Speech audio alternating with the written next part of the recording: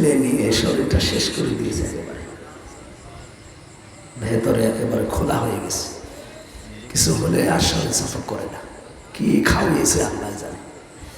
সাহাবা একরামের ভেতরে কিছু মানুষ ব্যবসা করতেন, রাসূলের কাছে এসে কিছু মানুষ বলছে, হে নবী, এরা হজও করে ব্যবসাও করে। তখন আল্লাহ এই আয়াতটা নাযিল করে জানালেন, তোমরা যদি আল্লাহর রিজিক অন্বেষণ করো হজের ময়দানেও কোনো গুনাহ তোমাদের নেই। তার মানে এই আয়াত দ্বারা আল্লাহ উদ্বুদ্ধ করেছে যে খেটে খাওয়া লাগবে, কাজ করে খাওয়া লাগবে, বসে খাওয়ার কোনো স্থান ইসলামে নেই।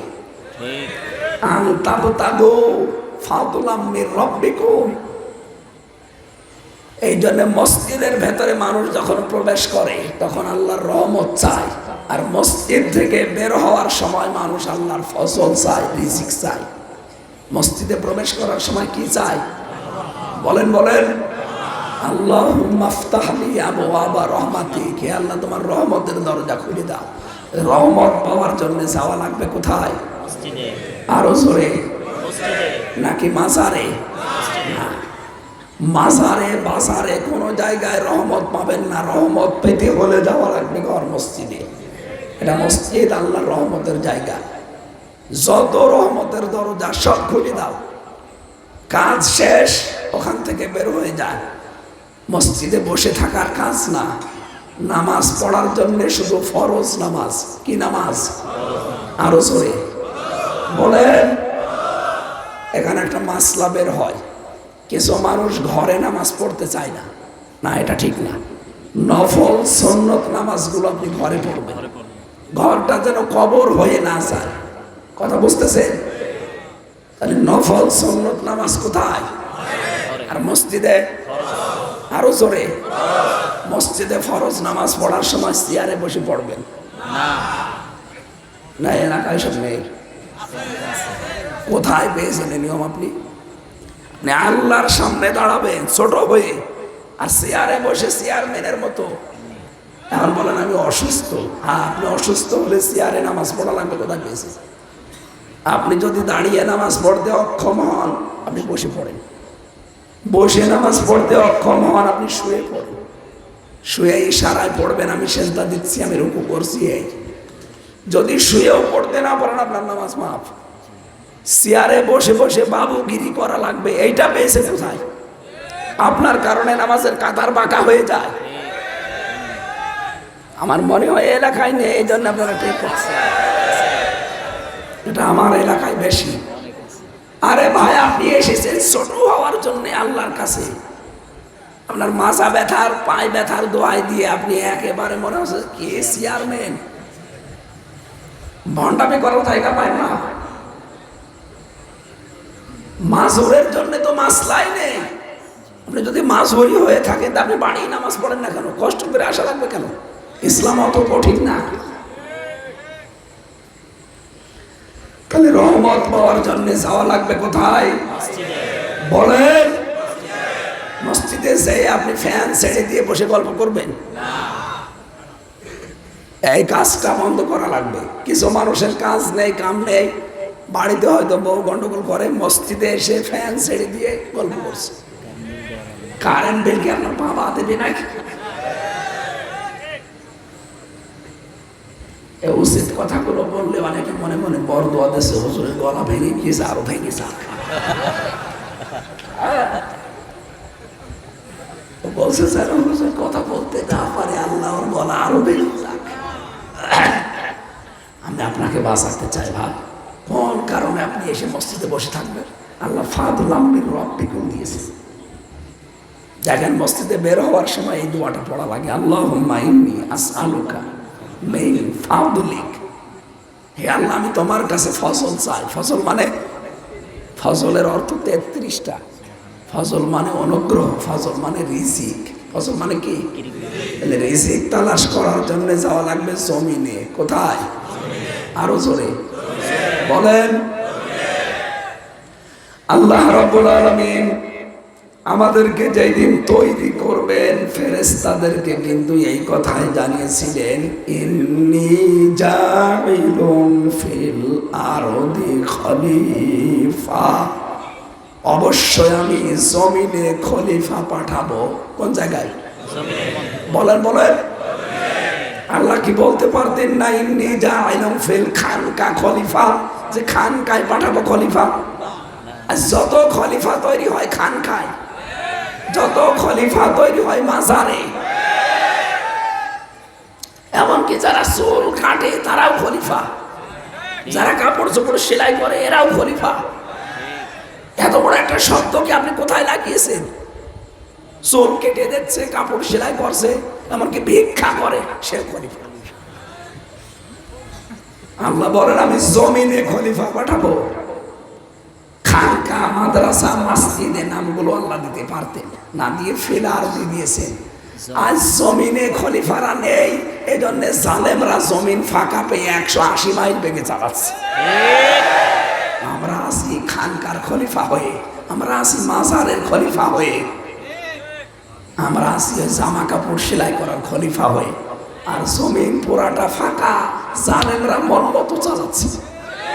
বিচার ব্যবস্থা এখন জালেমদের হাতে। কথা বলেন না কেন? আইন তৈরি করছে এখন মন মতো জালেমেরা, যেটা যখন মনে আসে তৈরি করে দেয়। বিনা কারণে একটা মানুষকে যদি কেউ হত্যা করে, কোরআন বলছে সেজন্য তামাম দুনিয়ার সব মানুষকে হত্যা করে ফেলবে। বিচার বহির্ভূত হত্যা বাংলাদেশে নেই, হাজার হাজার আছে।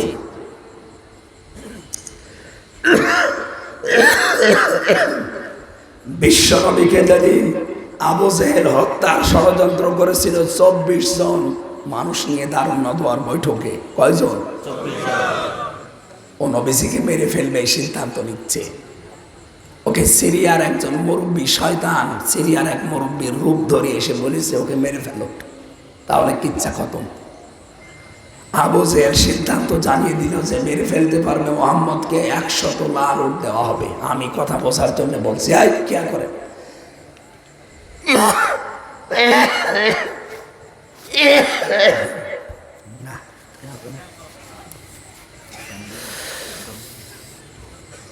আপনার বিবেকের কাছে আমার প্রশ্ন, বলেন ওই সময় দারুন নদওয়ার বৈঠকে যে 24 জন ছিল, একটা মানুষও প্রতিবাদ করে নাই যে একটা ভালো মানুষকে মেরে ফেলবেন? কেউ কথা বলেছিল? বলেন। দেশটা কেমন যেন হয়ে গেল।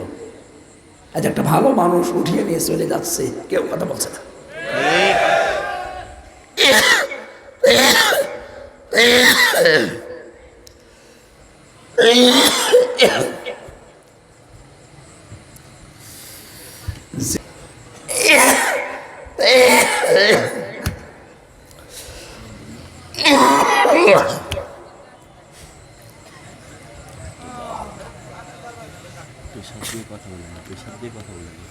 প্রেশার লাগছে, এমনি কাশি চলে আসছে, প্রেশার দেওয়া লাগছে, কথাই তো বের হচ্ছে না।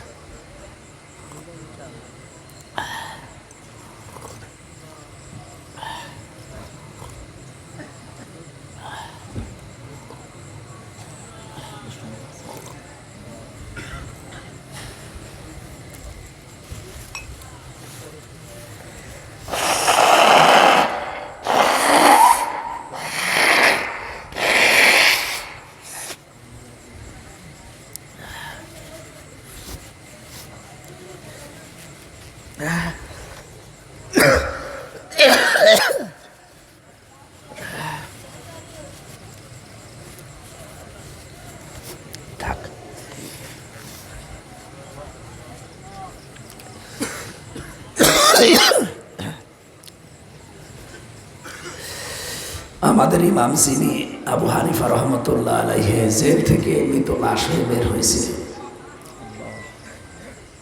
ইমাম বুখারী রহমতুল্লাহ আলাইহি জেল থেকে মৃত লাশ হয়ে বের হয়েছিলেন। জালেমরা আলেমদেরকে মেরে ফেলতে পারে এমনিতে, কিন্তু মেরে ফেলার আগে এমন এমন কাজ করে পৃথিবী যেন ভীত সন্তুষ্ট হয়ে যায়, যেন আলেমদের পক্ষে আর কেউ তা না থাকে। এমনি আপনি মেরে ফেলবেন, ফেলেন, এমন একটা অবস্থা সৃষ্টি করে ভীতিপূর্ণ, যেন মানুষ পক্ষে যেতে না পারে।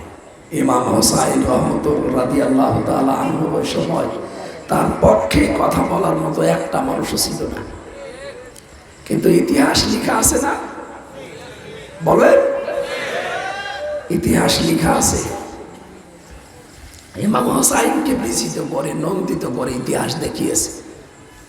আর ইয়াজিদকে নিন্দিত ঘৃণিত করে দেখিয়েছে। কিয়ামত পর্যন্ত মানুষ ইয়াজিদের নাম শুনলে শুধু গালি দেবে। কিন্তু ইয়াজিদ নামটা কি খারাপ না? কেউ কি বলে আল্লাহ আমি কুকুরটা পুষলাম ইয়াজিদের নামে? কুকুরও পোষে না। এখান থেকে আপনি শুধু শুনেই চলে যাবেন না, শিক্ষা নেওয়া দরকার। পৃথিবীর জালেম যারা মানুষের অধিকার নষ্ট করে তারা থামেন। আপনি হয়তো 100 বছর পর থাকবেন না, তখন এই পৃথিবীর ইতিহাস যখন লেখা হবে জালেমদেরকে ঘৃণিত নিন্দিত করে ইতিহাস দেখাবে। মানুষ আপনার নাম শুনলে ঘৃণা করবে, থুথু দেবে। আমার মনে হয় ইয়াজিদ নামটা এত ঘৃণিত এত গালি হয়ে গেছে, কাউকে যদি রাগাতে চান বলবেন ইয়াজিদের বাচ্চা, এমনি গালি। নামটা তো ভালো নাম, আল্লাহ কোথায় নিয়ে গিয়েছে। মিথ্যা বিষয়ের উপরে জড়িয়ে আমাকে যে কষ্ট দিয়েছে এখনো পর্যন্ত অনেকে দিচ্ছে। মাসে 2 দিন করে ঢাকায় আমার হাজিরা দেওয়া লাগে মিথ্যা মামলায়। বেকার বেকার, শরীর কণ্ঠ স্বাস্থ্য সব ভেঙে গেছে। কারণ খাবার দাবার না হলে তো শরীর স্থায়ী হয় না, টিকে থাকে না। জেলের খাবারটাও ঠিক মতো আমরা পেতাম না। ওখানে খাবার যা মন মতো দেবে তাই, খেলে খান, না খেলে আপনি মরেন গাছা। আল্লাহ এরপর আমাদের বাঁচিয়ে রেখেছেন, সুস্থ রেখেছেন। আল্লাহ রাব্বুল আলামিন যেন আমার শরীরটাকে আবার আগের অবস্থায় ফিরিয়ে দেন। আয়াতের প্রথম কথা দিয়ে শুরু করেছিলাম, তাবতাগু ফাদলাম মির রাব্বিকুম। আল্লাহ তাআলা বলেন, হে নবী আপনি গুনাহ হবে না যদি হজের সময় ওরা ব্যবসা বাণিজ্য করে খায়। কারণ কাজ করে খাবেন এইটার জন্যই দুনিয়ায় আল্লাহ আপনাকে পাঠিয়েছেন। বসে বসে খাওয়া ইসলামে নেই। এই কথা শুনলে আজ হাজারো পীর যারা বসে বসে খায়, কোনো কাজ নেই, তারা রাগ করে। আমি বানিয়ে বলছি? কোরআনে থাকলে আমি করবো কি? এখন বলেন যদি আমি কোরআন পড়ি নাই, পড়েন এই আয়াত বাদ দিয়ে পড়েন।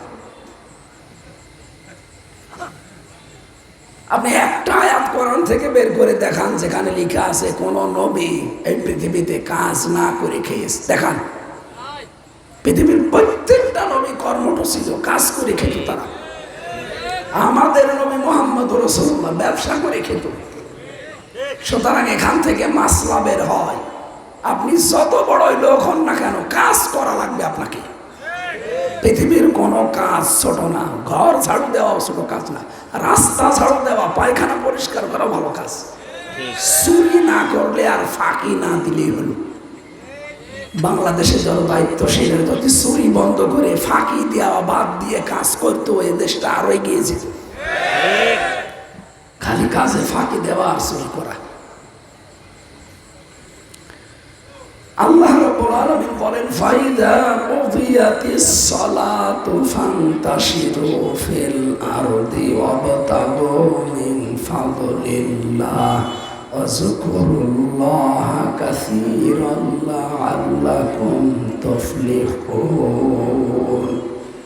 যখন নামাজ শেষ হয়ে যাবে, সব ছড়িয়ে যাও, ছিটিয়ে পড়ো জমিনে আল্লাহর রিজিক, ফজল, অনুগ্রহ তালাশ করো। যেখানে যার কর্মজীবন আছে ওখানে যাও। আযকুরুল্লাহ কাসীরা, আল্লাহকে বেশি বেশি স্মরণ করো। লাআল্লাকুম তুফলিহুন, আশা করা যায় তোমরা জীবনে সফল কাম হবে। আপনি আয়াতের ভেতরে 2টা জিনিস লক্ষ্য করে, একটা নামাজ পড়া আর একটা রিজিক তালাশ করা। নামাজ পড়ার সময় আল্লাহকে বেশি স্মরণ করো এই কথা নেই, কিন্তু রিজিক তালাশ করার সময় আল্লাহকে বেশি স্মরণ করো এই কথা আল্লাহ কোরআনে দিয়েছে। তার মানে নামাজ পড়ার সময় আল্লাহকে মানুষ এমনি ডাকবে, আল্লাহ এটা জানে। কর্মজীবনে যে মানুষ আল্লাহকে ভুলে যাবে এটা আল্লাহ জানে। জানলে ওয়াজকুরুল্লাহ কাসীরা, আল্লাহকে আরো বেশি পরিমাণে ডাকা লাগবে কর্মজীবনে দিয়ে। তার মানে তার স্মরণটা রাখা লাগবে।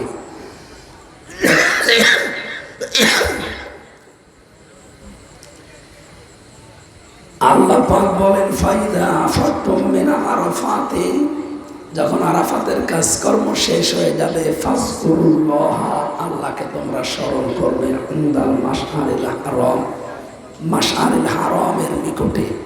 আযকুরুহু কামা হাদাকুম, তার জিকির করো, তাকে স্মরণ করো যেভাবে তিনি তোমাদেরকে শিখিয়েছে। বাংলাদেশের 48,000-এর উপরে পীর বিভিন্ন দরবারে জিকির দেয়। আল্লাহর নির্দেশিত জিকিরগুলো অধিকাংশ দরবার থেকে আসে না। 4টা শব্দ দিয়ে জিকির করা যায়, আছে সুবহানাল্লাহ, আলহামদুলিল্লাহ, আল্লাহু আকবার, লা ইলাহা ইল্লাল্লাহ। এর বাইরে জিকিরের কোনো শব্দ নেই। জিকির করবেন কান্না জড়িত কণ্ঠে, মনে মনে মৃদু স্বরে, উচ্চ আওয়াজ বাদ দিয়ে। সুতরাং আল্লাহ যেভাবে আমাদেরকে শিখিয়েছে আমরা এইভাবে কোরআন থেকে জিকির একটা ইবাদত, ইবাদতটা মেনে চলার তৌফিক কামনা করছি আমি। আপনাদের আমাদের প্রত্যেকের পারিবারিক জীবনের সমস্যা আছে না নেই?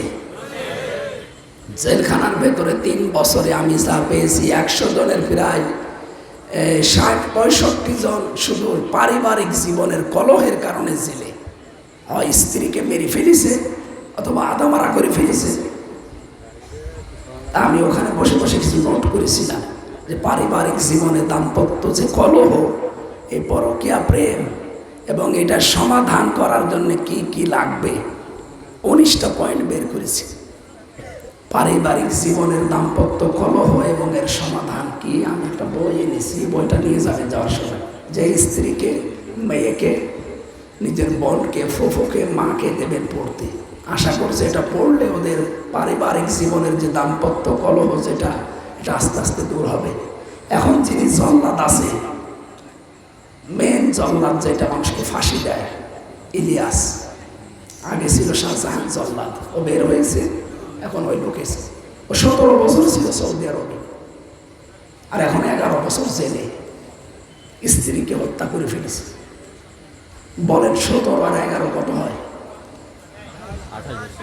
ও 30 বছর জেল। ওর জীবন আর কি থাকে? এই যে পারিবারিক জীবনের যে দাম্পত্য কলহ সমস্যা, এই সমাধান করার জন্যে খুব জরুরি এই বইটা প্রত্যেককে পড়া, বিশেষ করে নারীদের। মেয়েরা যারা আপনাদের উপহার দেবেন ওদেরকে, মেয়েকে, বোনকে, মাকে, ফুফুকে, মেয়ে বিয়ে দেওয়ার আগে বলবো এটা পড়ে নাও।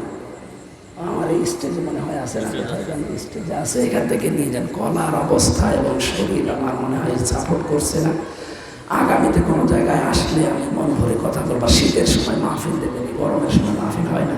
শীতের সময় দেবেন, আসবেন ইনশাআল্লাহ। আমি মাপ চেয়ে নিলাম আজকে, ক্ষমা চেয়ে নিচ্ছি, শরীর পারছে না। আল্লাহুম্মা আমিন। লা ইলাহা ইল্লা আনতা সুবহানাক, লা ইলাহা ইল্লা আনতা সুবহানাকা ইন্নী কুনতু মিনাজ জালিমিন, ইন্নী কুনতু মিনাজ জালিমিন। আইনা বড় আশা নিয়ে তোমার বান্দা বান্দিরা এসেছে, আমার কণ্ঠ শরীর সাপোর্ট করছি না, এই জন্য আমি শেষ করে দিলাম। তুমি তোমার রহমত দিয়ে, তোমার অনুগ্রহ দিয়ে এদের জীবনটা ভরে দাও। ব্যক্তিগত জীবন থেকে আন্তর্জাতিক জীবন পর্যন্ত যত সমস্যা আছে আমাদের সব সমাধান করে দাও। এ মাহফিলটাকে আমার পর্যন্ত তুমি কায়েম রাখো আল্লাহ। যত মানুষের দায়িত্বে আছে এদেরকে সফলতার সাথে দায়িত্ব পালন করার তৌফিক দাও। যত প্রয়োজন আছে আল্লাহ তুমি